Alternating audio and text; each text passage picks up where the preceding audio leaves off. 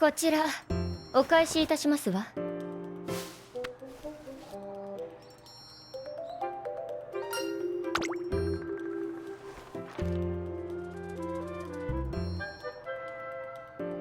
難しく書いている割に内容は薄かったわね。海外の最新理論を仕入れる分には役立ったけれど。で、出典元の本はあなたのことだから何冊か取り寄せているのでしょ。あら素敵。なら原書の方お借りしますわね。いやー、ほんと最近これでもかってくらい勉強してるよ。担当の子の力になりたくてさ。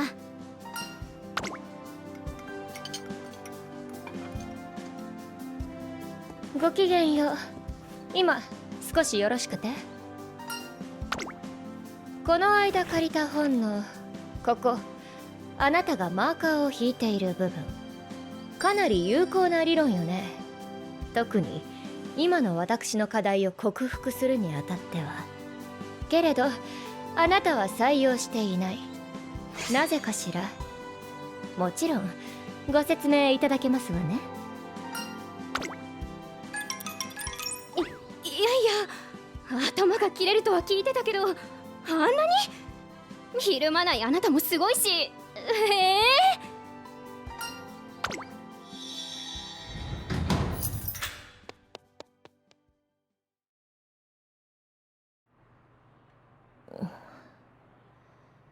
周りには誰もいなそうね。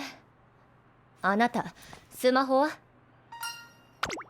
あいにく制服の中でしてよ。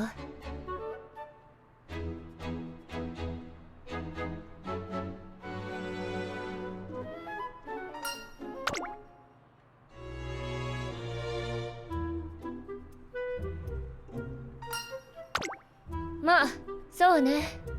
お互い身一つ。無駄な体力は消耗しない方が賢明。それに最悪どんなに遅くても19時頃には出られる。その時間に一旦トレーニングを終える方は多いもの。けれどそんなに待っていられませんわ。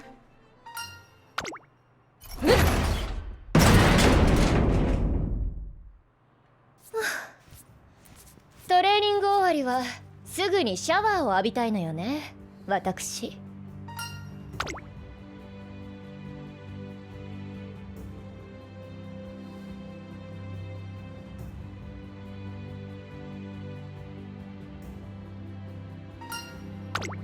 一つ教えて差し上げますわ。手札の数がものを言う世界において、時に理論や常識をも覆す最も有用で有効なカード、それがパワー、最強のジョーカー。